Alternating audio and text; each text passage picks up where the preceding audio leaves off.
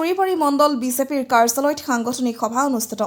উপস্থিত ৰাজ্যিক যুৱ মৰ্চাৰ সভাপতি ৰাকেশ দাস।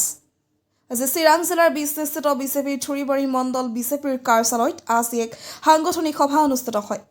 উক্ত সভাত উপস্থিত হৈ ৰাজ্যিক যুৱ মৰ্চাৰ সভাপতি ৰাকেশ দাসে সংবাদ মাধ্যমৰ সন্মুখত কৈছে, নতুন প্ৰজন্মক জড়িত কৰাৰ লক্ষ্যৰে মণ্ডল পৰ্যায়ৰ মণ্ডল কাৰ্যকৰ্তাসকলৰ লগত এক সাংগঠনিক সভা অনুষ্ঠিত কৰে। তেওঁ কৈছে, বিটিআৰ নিৰ্বাচনত যুৱ প্ৰজন্মক প্ৰাধান্য দি দলক সক্ৰিয়ভাৱে কিদৰে আগবঢ়াই লৈ যাব পৰা যায় তাৰ বাবে চিন্তা চৰ্চা কৰাৰ লগতে মণ্ডলে সাংগঠনিক সভাৰ আয়োজন কৰি থকা হৈছে।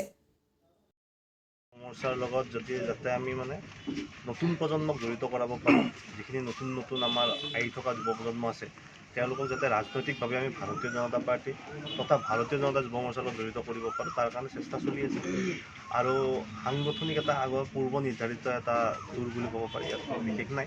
তো ইয়াত আমি মণ্ডলৰ কাৰ্যকৰ্তাসকলৰ লগত বহি অনাগত সময়ত ভাৰতীয় জনতা পাৰ্টি বা ভাৰতীয় জনতা যুৱ মৰ্চা আমি সক্ৰিয়ভাৱে কেনেকৈ আগুৱাই লৈ যাব পাৰোঁ তাৰ কাৰণে আজি আলোচনা কৰাৰ কাৰণে মণ্ডল পৰ্যায়ৰ কাৰ্যকৰ্তাৰ লগত বিশেষ নতুন চামত কিবা যুৱ চামক বিচাৰিব নেকি?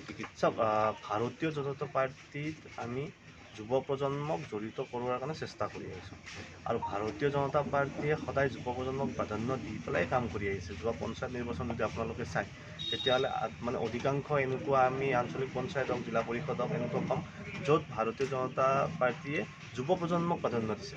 তেনেস্থলত আগন্তুক সময়ছোৱাত বিটিআৰ নিৰ্বাচনত যাতে যুৱ প্ৰজন্মক ভাৰতীয় জনতা পাৰ্টীৰ লগত জড়িত কৰাব পাৰোঁ আৰু বিটিআৰ নিৰ্বাচনত যাতে যুৱ প্ৰজন্মই নিৰ্ণায়ক ভূমিকা ল'ব পাৰে, তাৰ কাৰণে ভাৰতীয় জনতা যুৱ মৰ্চাৰ কাৰ্যকৰ্তাসকলক অধিক শক্তিশালী কৰিবৰ কাৰণে আজি আমি ইয়াত বহিব আহিছোঁ। গৌৰৱ গগৈৰ প্ৰসংগ, তেওঁ পাকিস্তানলৈ গৈছিল 2015, তেওঁ পত্নী এবছৰ আছিলে। সেই বিষয়ত তেওঁ অলপ আগতে সংবাদ মাধ্যমৰ জৰিয়তে তেওঁ স্বীকাৰ কৰাৰ দৰে হৈছে। সন্মানীয় মুখ্যমন্ত্ৰী মহোদয়েও টুইট কৰিছে। গতিকে বিষয়খিনি জলজত পথ ওলাই আহিছে। আমাৰ কথা এটাই, দেশৰ সাৰ্বভৌমত্ব, দেশৰ ঐক্যতা, দেশৰ সুৰক্ষাৰ ক্ষেত্ৰত যদি কোনোবা প্ৰত্যাহ্বান হয়, তেনেকুৱা প্ৰত্যাহ্বান হোৱা প্ৰত্যেকগৰাকী ব্যক্তিৰ বিৰুদ্ধে আমাৰ ভাৰত চৰকাৰৰ তৰফৰ পৰা বা অসম চৰকাৰৰ তৰফৰ পৰা আমি অতি কঠোৰতম কঠোৰ শাস্তি লোৱাটো আমি বিচাৰিম। আমি ভাৰতৰ ঐক্যতা, ভাৰতৰ অখণ্ডতা তথা ভাৰতৰ সুৰক্ষাৰ কেতিয়াও কম্প্ৰমাইজ নকৰোঁ। যিহেতু আমি ভাৰতীয় জনতা যুৱ মৰ্চাই ভাৰতীয় ৰাজনীতিৰ ওপৰত গৈ পেলাই ৰাষ্ট্ৰনীতিৰ কথা আমি সদায় কওঁ। গতিকে আমাৰ কাৰণে দেশ প্ৰথম, দল দ্বিতীয়। সেইকাৰণে দেশৰ সুৰক্ষাৰ ক্ষেত্ৰত, দেশৰ সাৰ্বভৌমত্বৰ ক্ষেত্ৰত যদি কোনোবা থ্ৰেট যেন অনুভৱ হয় তেতিয়াহ'লে তেওঁৰ বিৰুদ্ধে দৃষ্টান্তমূলক শাস্তি লোৱাটো আমি নিতান্ত বিচাৰিম।